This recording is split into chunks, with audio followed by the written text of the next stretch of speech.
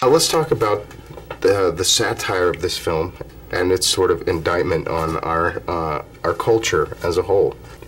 When you have a film like this, what I would say is I don't think that means everybody's like that. I think it means these people are out there. Right. And there actually are people who think if they can sell state secrets to the Russians to pay for their plastic surgery, that they can sell it to the Chinese. I mean, right. There are morons among us. Maybe we're some of them sometimes also, but there are, you know, let's say there aren't morons at the gate. They've already invaded the city and eaten everyone. Right. But still, I would say that it doesn't mean everybody's like that. It right. means it's to be found in our culture. That very much exists, very much. But it's not all there is. It's pervasive.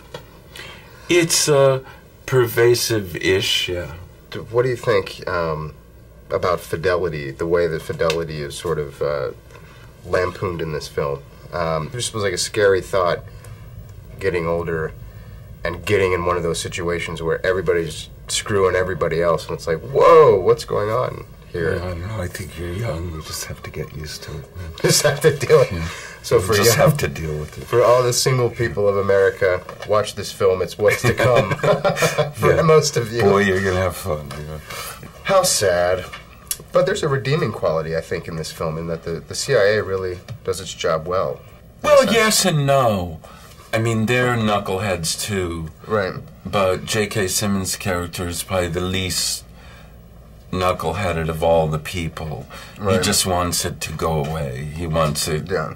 He wants, as Don DeLillo said in one of his novels, the guy who in the novel sends Jack Ruby to kill Lee Harvey Oswald.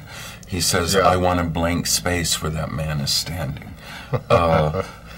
So that's what he wants, I think. And that's sort of what the CIA does. They make problems go away, I guess, in a sense. Well, that's probably how, and especially for fiction, we like to think of them, but I think the reality is probably much more complicated than that. Yeah. And some would argue they've caused more problems than solved problems. Some would argue. This film is also really aware of itself. Everyone's sort of poking fun, and I think some of the characters, like, you know, with paparazzi all over stars these days, especially, you know, Brad Pitt, George Clooney, it's fun to see them sort of take it down and be very, you know, not serious, play very wacky characters. I don't know them well. Brad, I met when he was very young, and I know him a little bit, and I've worked with his wife. All of that has kind of become more or less unbearable in the modern world. Yeah. They really can't do anything. I know. And it should be illegal, but because obviously our sort of extraordinary and far-sighted founding fathers didn't sort of envisage what life would become. The tyranny of the factions of paparazzi. Well, and not just the paparazzi. There's everything on the internet, but also we are a paparazzi nation now. Right. The tyranny of ourselves. Yeah. Sort of communicate. Everybody has to have a cell phone, and if they see someone they know or think they know, they have to have their picture. Why do you have to have it? I don't know why.